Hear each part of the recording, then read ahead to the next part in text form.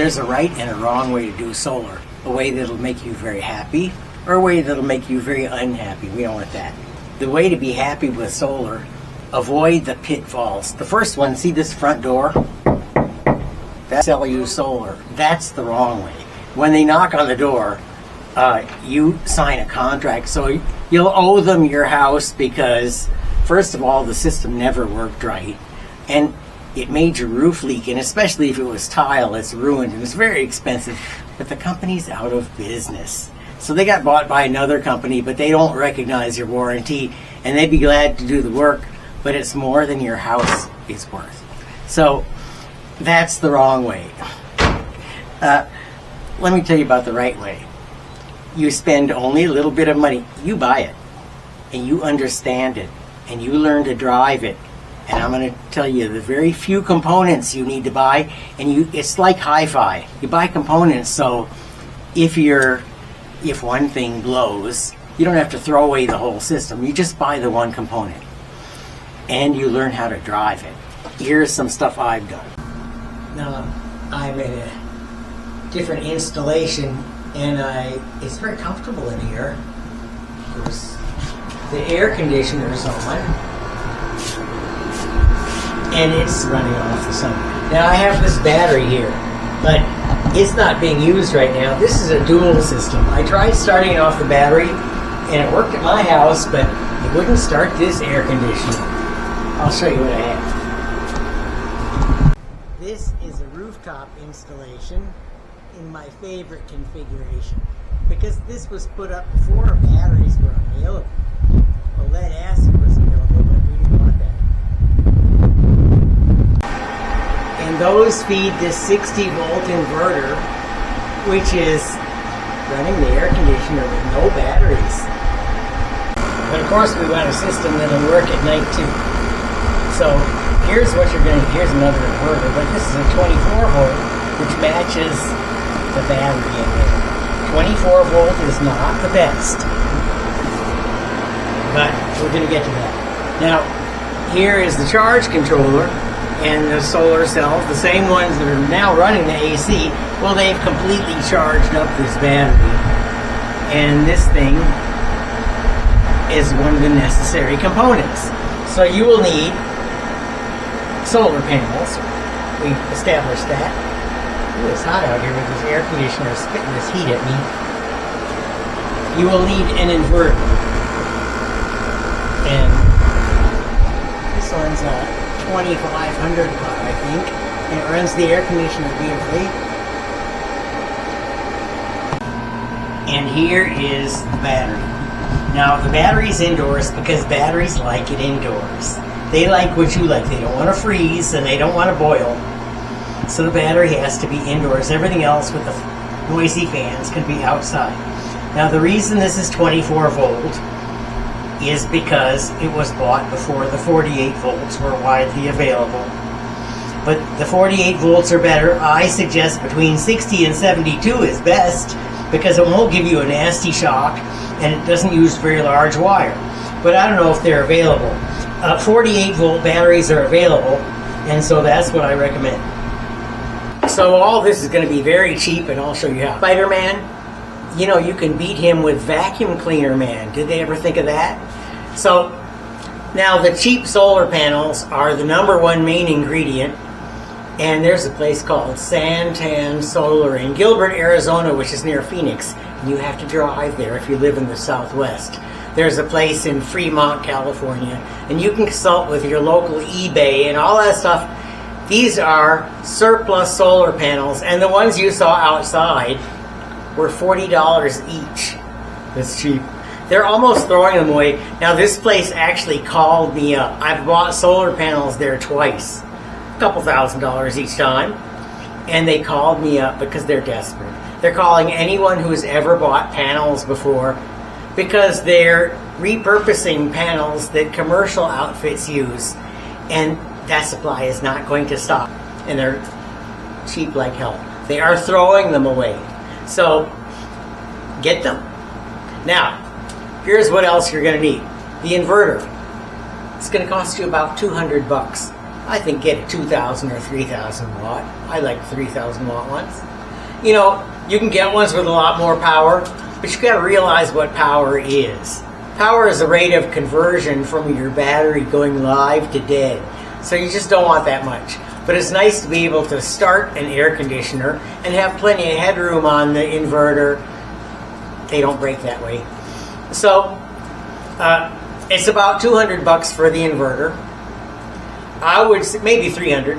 I would suggest getting as much battery as you can. Now, batteries are a funny thing because they're changing very fast. And we really want the aluminum batteries, but we won't get them for a while. And so, rather than wait, go ahead and spend $1,200 and get a couple of 48-volt batteries and be happy. That's batteries for $1,200, about $1,200 for solar panels if you get a whole mess of them, which you should. And then you need the controller, which is under $100, the charge controller. That's all. But you need to understand your system, and not only understand it, but know how to drive it. Now, usually, I will get a little voltmeter, a light-up voltmeter, and park it right there on top of the battery. I'll probably do that here, because then when it gets down to 25 volts, you just turn it off. But a battery like this will run a moderate-sized fridge all night. I don't think it'll run this one all night. I'm not sure. I'm going to find out. A 48-volt 100 amp hour is, of course, twice as big. And now these are Chinese watts and Chinese amps, and maybe a little smaller than the regular ones. We have to plan for that. But you have it here, the battery, inverter. Now at least you're running, you're using your power. During the day only, if you want night, the charge controller and the battery. And that's it. Now it's up to you to understand this stuff. And you know, if you plug it in yourself, you will understand it. Now, you could get a Blue Eddy or something, but then if it breaks, you got to replace the whole thing. And why not just replace one component if it needs it? Also, these are rather flexible. They handle 24 volt, 48 volt, 12 volt, etc. And if you change your system at some time, you might not have to change everything. Now, the wiring and hookup, you should do yourself. You can use, if you're a woman, you don't have a lot of hand strength, find a friend to help you. Hire someone to help you. But understand it all the way. As far as mounting the panels on your roof, if you don't want to do it yourself, use a roofer. They are way more qualified to install panels on a roof than an electrical person. Because it's the roof that's the issue. The panels work already. Now, putting panels flat on a roof, you know, there's no air gap under them, and they work worse when they get hot. I love putting them in the little tent thing because you always have some facing the sun. Now, if you do that, you have to realize that you cannot wire this one and that one in series with each other because they're not facing the same direction. All the ones you face in series have to obviously be facing the same plane, and you have to watch shade, because if you're going to go in series and if one gets shaded, well, you're out of luck until the shadow moves. The important thing to consider is that solar panels don't do any good sitting in the warehouse or in your garage stacked up. You must have something to plug them into as soon as you get them so you can start using them right away. And don't buy batteries in advance with nothing to charge them with. So you have to do this in one plop. I suggest panels first and an inverter. Now, I stacked my 30 volt panels in series to make 60 volts, and I have a 60 volt inverter. That's the one outside that's running with no batteries. That was bought for those panels and really is inconvenient for the available batteries. But some choices will have to be made. I say, since the 48 volt batteries are available, just do that. Go 48 volts, and you can stack the panels into anything between 50 and 100 volts. No, between 60 and 100 volts. You know, depending what they are. If they're 48 volt panels, put two in series, 96 volts. The charge controllers will well handle that, up to 150 volts, depending on the model. That one I think handles up to 150 volts. So, you know, you're going to have to put panels in series to do that, and then you put bunches of those in parallel. Obviously, you can't run the 48 volt inverter right off the 60 volt panels.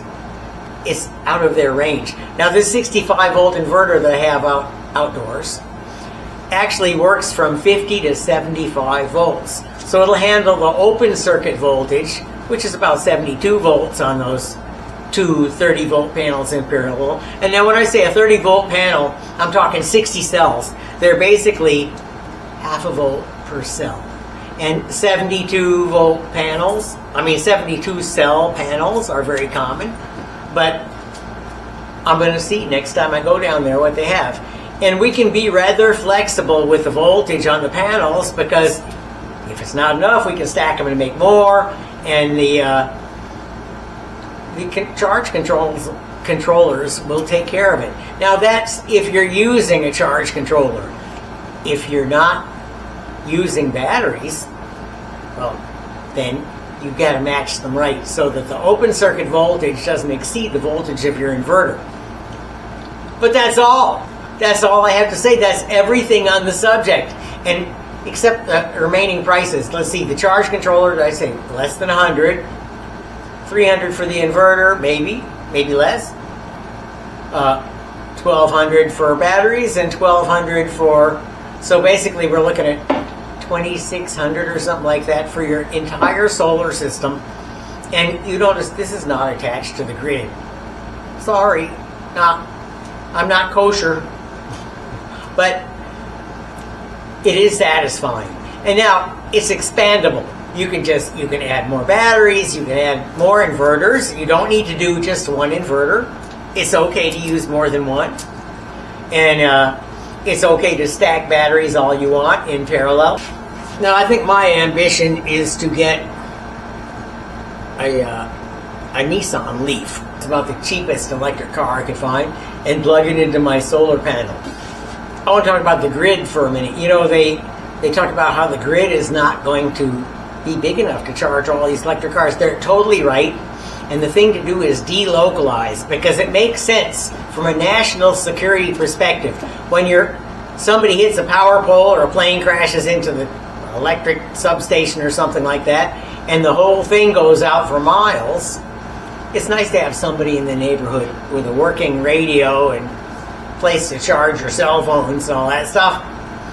So we need to intersperse these. We need to get more people who have an independent power system. There's nothing wrong with having both. It's a bit inconvenient, and I have ways of patching into my house system, if I ever choose to do that, which are entirely illegal. So right now I'm running, an extension cord, and running what I want off the stuff. I have extension cords running outside and all that. But the way to do it really is going to that box and take out the circuit breaker, or just disconnect the house wiring from the circuit breaker. That way it's better than turning it off. Turning it off isn't safe because somebody can turn it back on. But if you take the wire out of it, it's gone. Now you can connect it to your solar system and light up your house. Oh, I shouldn't say that. I'm sure it's illegal. They're going to come get me.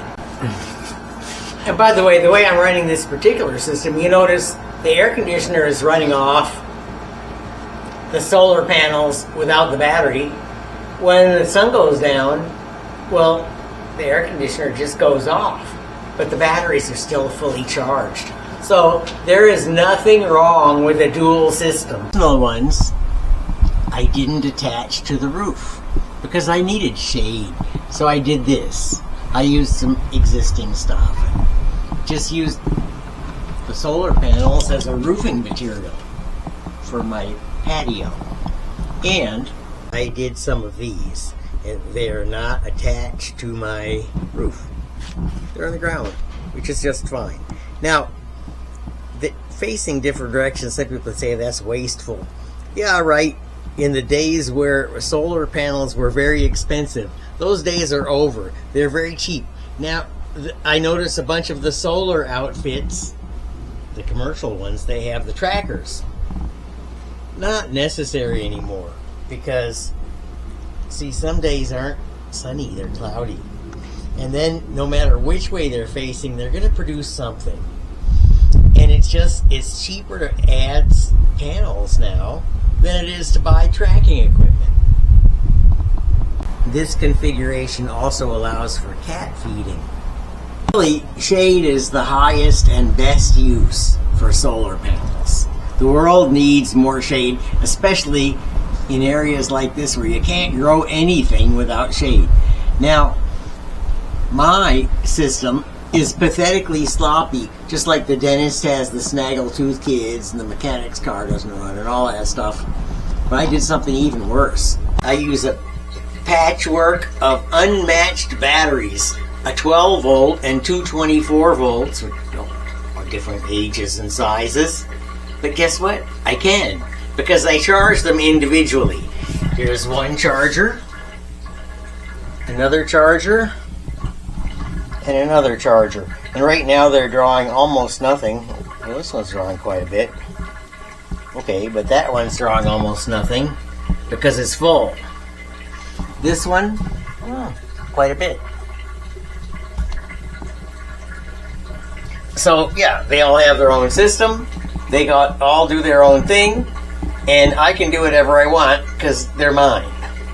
And here is a great thing I made. It is a circuit breaker. It's just a regular commercial circuit breaker, and I put it on this wood thing. Doesn't need to be metal. Wood is a good insulator. And it's a 15 amp circuit breaker, and it protects the inverter from something going bad, like an appliance shorting out. Now, if you know nothing about electricity, you can do this. You just follow this. These are the solar panels. You see I string them in series, which means the plus of one end goes to the minus of the other. And the voltages when you do this add.